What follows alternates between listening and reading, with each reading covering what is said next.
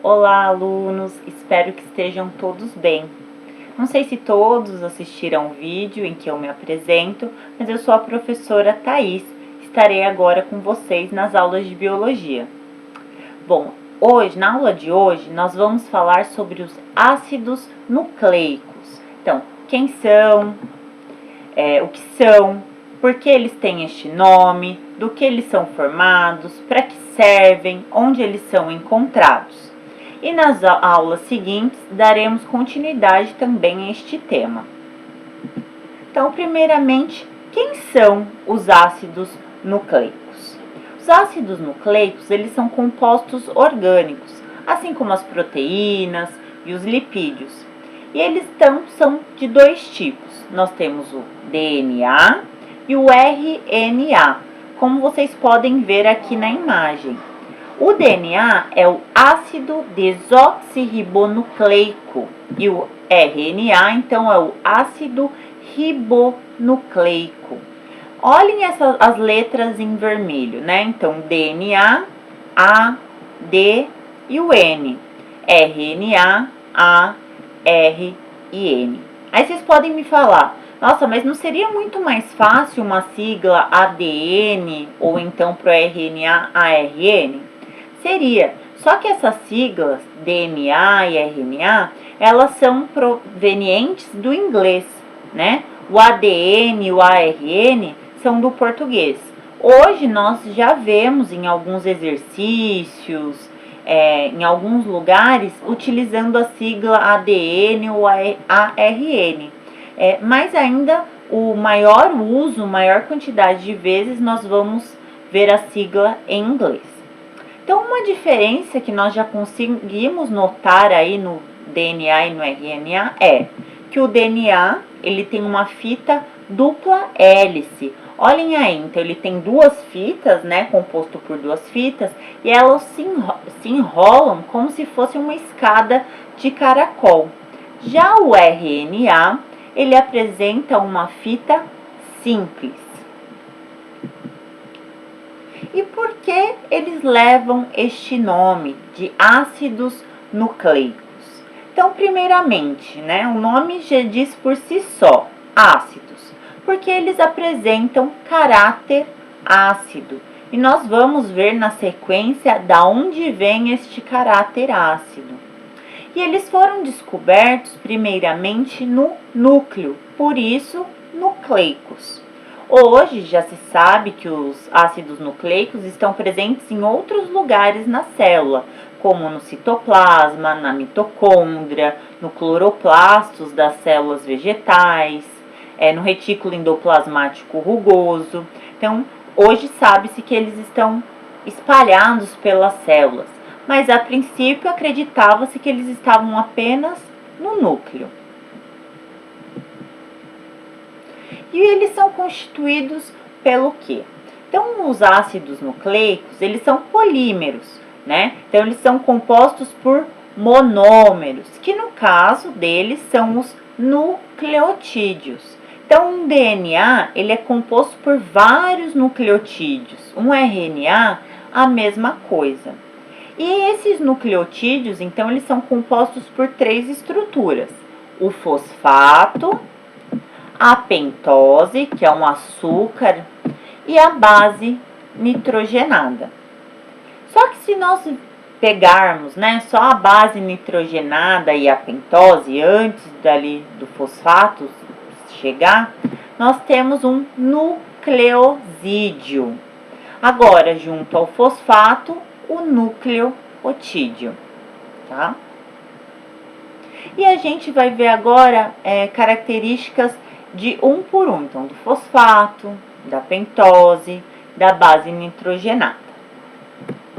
Então, o fosfato, ele está presente em todo o nucleotídeo e ele é sempre o mesmo, ele é o fosfato, tanto para o DNA quanto para o RNA. E é o fosfato que dá a característica ácida dos ácidos nucleicos. Este fosfato ele perdeu um hidrogênio positivo, um H+. Isso faz com que ele se torne ácido. né, o que dá o caráter ácido para os ácidos nucleicos e que foi também o responsável pelo nome desses componentes. E agora nós vamos falar da pentose, que é o açúcar que forma os nucleotídeos. Então, o açúcar, nessa pentose, ela é formada por 5 carbonos. Vou marcar texto aqui. Formada por 5 carbonos. Porém, a pentose, diferente do fosfato, que era o mesmo tanto para o DNA quanto para o RNA, ela é diferente. No DNA, nós temos o açúcar chamado desoxirribose. Vamos lembrar lá, né? O DNA, o nome dele é ácido desoxirribonucleico. O RNA já possui um açúcar chamado ribose. E o seu nome, né, do RNA é ácido ribonucleico. Então, os nomes, tanto do DNA e do RNA, são provenientes, né, se baseiam no nome das pentoses, dos açúcares presentes nos seus nucleotídeos. Se a gente for ver aqui as fórmulas da pentose do DNA e do RNA, nós observamos que o DNA tem um oxigênio a menos.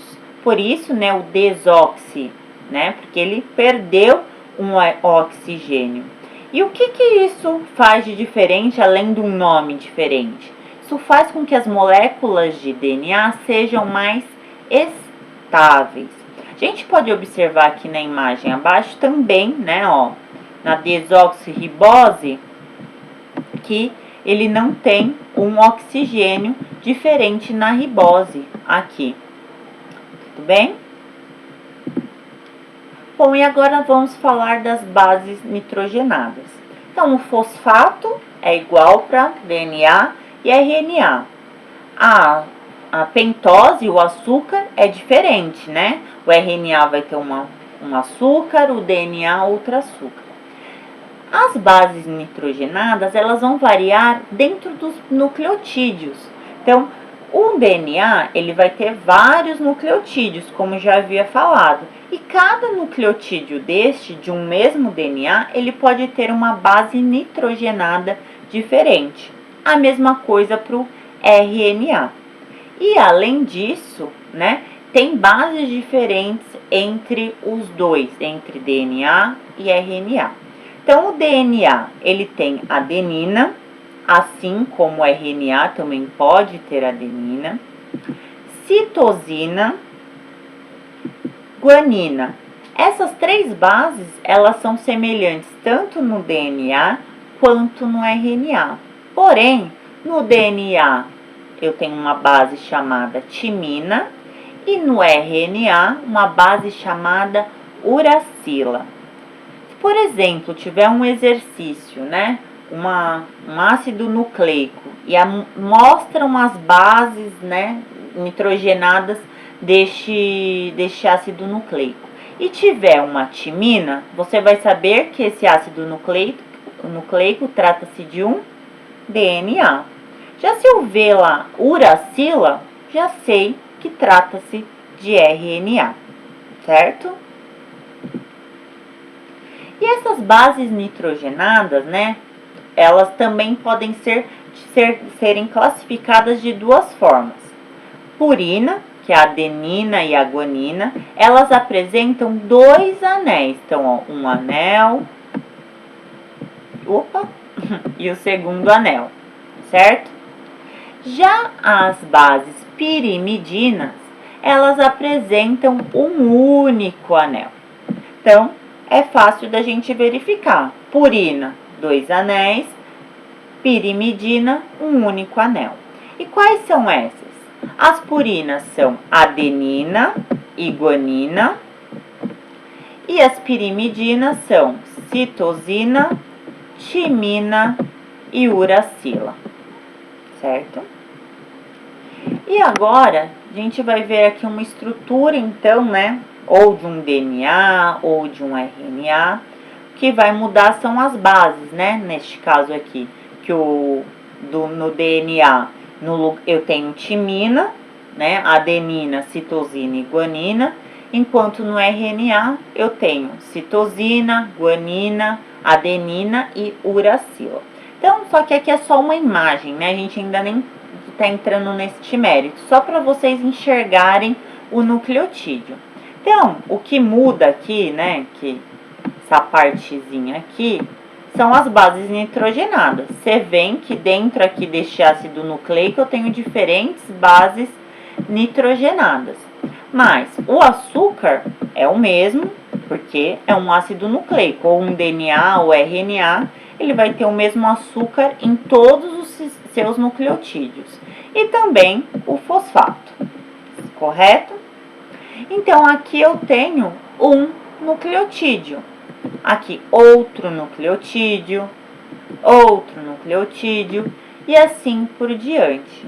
E vocês conseguem observar que estes nucleotídeos, eles estão unidos, né? Eles não estão soltos. Para eles se formarem, para formar um DNA ou um RNA, esses nucleotídeos, eles devem estar ligados. E essas ligações, né, que a gente consegue observar aqui, enfim, são ligações fosfodiéster, que é a ligação do fosfato, né, do fósforo do grupo fosfato, com o oxigênio do açúcar, da pentose. Tudo bem? Então, a gente já sabe que ácidos nucleicos, eles têm caráter ácido, que eles foram encontrados primeiramente no núcleo, que tem um DNA, o RNA, que eles são formados por fosfato, base nitrogenada, açúcar. Mas afinal, qual a função dos ácidos nucleicos? Então, basicamente, né, quais são as funções? A responsabilidade do DNA é armazenar e transmitir a informação genética. Então, ele guarda e passa essa informação adiante. E a responsabilidade do RNA é produzir proteínas. Então, o DNA guardou essa informação genética, né, um gene, e passou essa informação para o RNA. Esse processo se chama transcrição.